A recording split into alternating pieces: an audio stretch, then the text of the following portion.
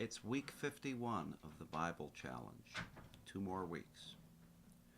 Last week, I had kind of a howler when I said that the last book we would encounter was Zechariah. As you know, the last book in the Old Testament is actually Malachi, not Zechariah, so my brain was obviously somewhere else last year. But we will finish Zechariah we'll get through chapter 11 in Zechariah this week, finish Zechariah next week, go through Malachi, and then talk about the Apocrypha as well. The Psalms you'll encounter this week include Psalms 135 through 140, and you'll finish the Gospel of Mark and begin Luke's Gospel.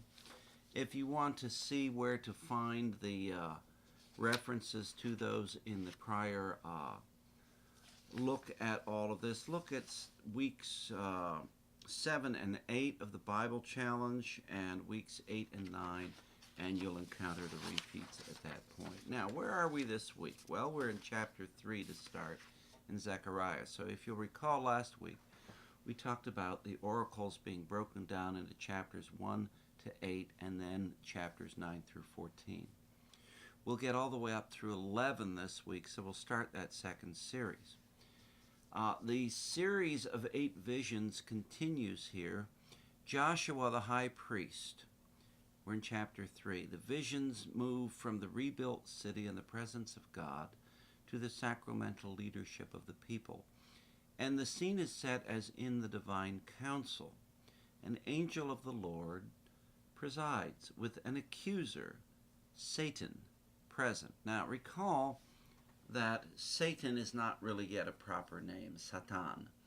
This is a court official, like a prosecuting attorney.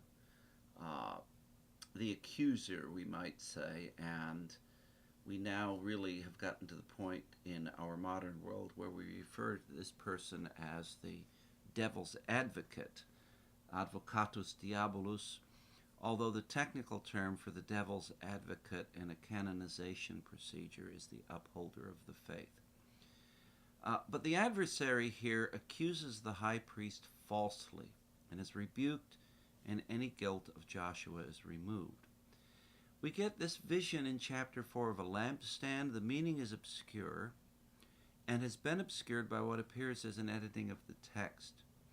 The message focuses on the role of Zerubbabel in the rebuilding of the temple. We talked about the flying scroll in chapter 5 already. The woman in the ephah. The focus here moves from the guilty in Judah to the removal of guilt from Judah as a whole. An ephah was a dry measure unit, container of the same size. The woman symbolizes wickedness as found in the Assyrian and Babylonian sex gods. The 4 chariots, the colors referred to, link this vision to the first vision of the horses and horsemen found in chapter 1. The number 4 probably refers to the 4 winds. In this vision, the horsemen set out rather than return. The cosmic messengers set out for all the earth. Where the message on return had been one of peace, now at the outset it is one of coming unrest. Chapters 7 and 8 contain various oracles which are not in the same series as the visions which preceded. The new section is set off by the specification of a date, 7 December 518. And the oracles relate to an assessment of the past and promises for the future. The day of fasting and lamentation in the 5th month is probably a reference to the anniversary of the destruction of the first temple. The people are instructed to avoid self-centeredness. For the future, the prosperity of the land relates to the rebuilding of the temple, in other words, to the presence of the Lord in the midst of his people. Now, the people are no longer to observe a fast in the 5th month, but to feast with gladness. People from all the earth are now to flock to Zion as the seed of God. In chapter 9, the tone and style of the book shifts. The book assumes a literary character. There are evocations of past prophecies stated in order to edify the people about God's overall plan. Prophecies which may have once been specific to a time and place are now referred to as examples of universal and eternal law. The second half of Zechariah assumes an eschatology, that is, a theology of end times, which is increasingly apocalyptic.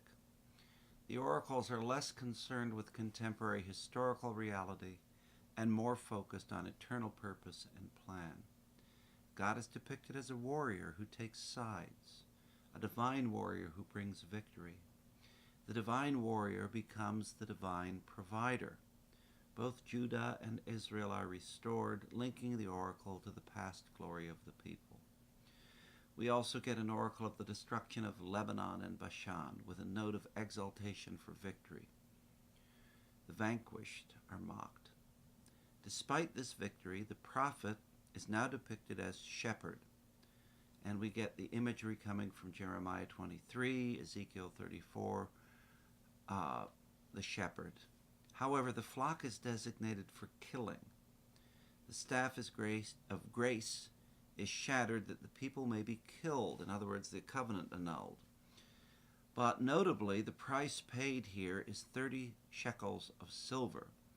This is the price of a slave, referred to at Exodus 21:32, and the same price paid for the betrayal of Jesus Christ at Matthew 26:15.